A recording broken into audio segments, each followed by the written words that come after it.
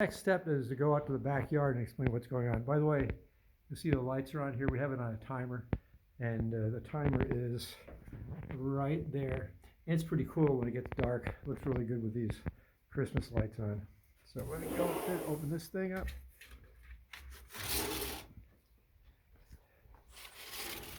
Okay, so we don't have an underground watering system. And we got a lot of hoses running around, drip hoses and things. So for example, this junction there goes to watering the grapes and some other stuff, and this other one goes over to the raspberries, and it just sprays the water out through the soaker hose right there, and also waters the lilac tree down there at the same time. How you want to do it's up to you. Watch out you don't bump your head on these things on the plum tree. But we have two plug sockets here.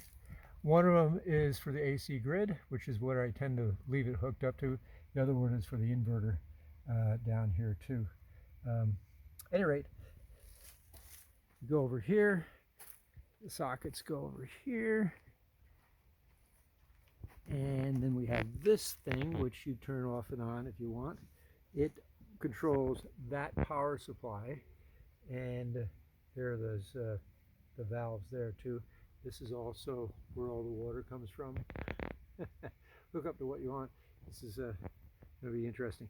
This power supply is used for a pump, and this pump, which I'll show you on the barrels, can be used to water the lawn or whatever. But it's a little tricky to turn it on because it takes a lot of surge energy to get the pump going.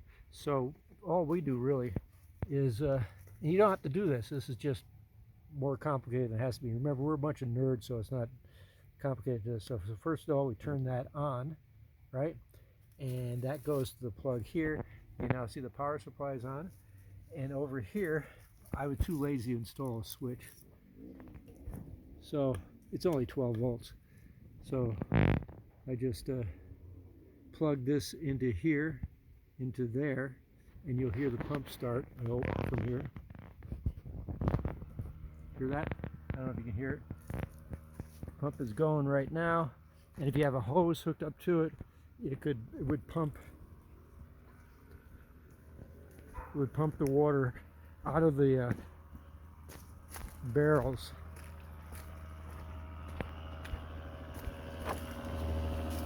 Okay, there's the pump right there. There's the hose, goes up here. This goes into the barrels, has a filter on the end, and it pumps the water. So use it or not. It seems a shame to waste the barrel water, right? But don't have to use it if you don't want. Let me turn that off. Here I am walking through the forest. And by the way, all those plants there and how they're taking up a lot of room. There, and I've unplugged it. Yeah, so the idea behind the creek and the pond and stuff was and is to make it in such a way that you're kind of isolated, so you can't see like the house and stuff. So when the pond is running and you got fish running around in there, it's just nice to sit out here during a nice summer day and enjoy it. Sit down wherever you want on the thing. I like to sit right here. That's nice, but there's a bench over here too. But it's really a pretty place. And there's lots of flowers that grow up here. There's strawberries too, and irises. You can see the irises starting to get ready to bloom. There's different kinds of irises there. There's all kinds of plants. And it takes a lot of effort to maintain the pond. It's up to you if you want to do it. If you don't do it, when the water is stagnant here, you've got to watch out for mosquitoes. We always go to a fishing bait store and we buy 4 or 5 fathead minnows because they're indigenous to the state of Colorado. And we just throw the 4 or 5 minnows in there, and they take care of the mosquitoes and anything else that's nasty. They usually will live for about 3 years if you're careful on there, and they will spawn over and over again. You get lots and lots of minnows there. It looks like the strawberries are growing. There's a strawberry bush right there, ready to go. These are honeyberries, which are kind of elongated blueberries.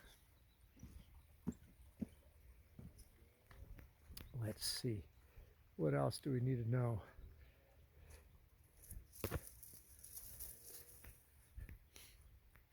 Well, the other thing you need to know is that we keep in the pond, there's a way to keep the level correct. So right here, this little thing right there is where the refill tube for the pond can go if the barrels are out of water during the summer, which can happen. So you can hook the refill tube either here, and this is the valve for it. Just turn that valve and open it up, as long as that, of course, is open up.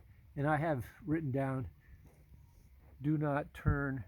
It's for people that are watching the house and with the automatic watering system set up. You may not want to set up the watering system because it's really complicated, actually, and just water stuff by hand, or reciprocal sprayers or whatever kind of stuff.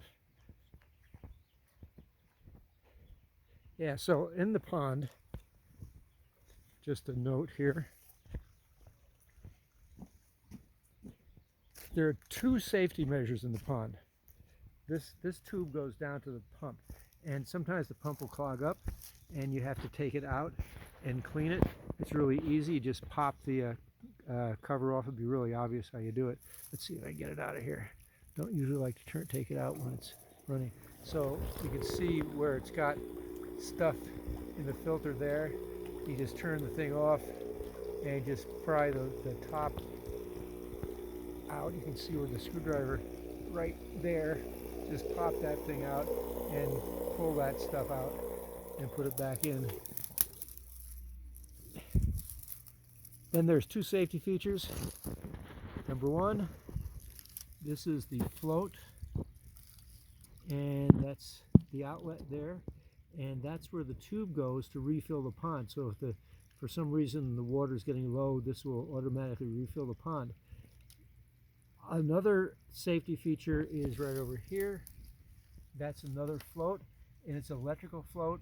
As long as the pond is high enough, it keeps the water on.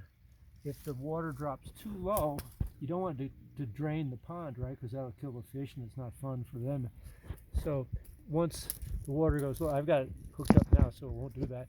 But this float here floats up and down. When it drops low, it turns off the pond. And you can just see here, maybe that's turned off. So I've got it just on a shelf here to turn it back on, keep it on. So that's what that is. I usually have lily pads in here, but I knew I was leaving, so I pulled the lily pads out, and they're indigenous too. So I put them in one of the ponds in the park over here. So since they're indigenous, that's okay. It's like they have them anyways. But that's pretty much it. And be aware that there are a lot of animals. In particular, one of my favorite animals come along. There is a blue jay that comes along and hangs out in this plum tree all winter long and summer, and he comes by like clockwork around 10 o'clock or 10:30 in the morning and pecks at the bark. He must be getting something out of it. But just like clockwork, he'll come by. It's they live for up to 20 or 30 years, these things, so they're around for a long time. And I think I mentioned that this is the mulch pile, but really what it is right now is a rabbit hutch. The rabbits like to come around there. Also, we get a lot of raccoons, and when the grapes are full, they like to come around and eat the grapes. Can't blame them because they're pretty good. And sometimes they'll end up sleeping right there in the grapevines. We'll wake up in the morning, there's a raccoon sleeping there. And they'll play on the roof and make a lot of racket. And that doesn't bother me. I kind of like the idea. And over there are the antennas on top of the house. One antenna is pointing towards Wyoming. The other antenna, the bigger one, is pointed towards Denver. So we get like 1 million stations over the air. It's pretty nice. So I think that's probably it.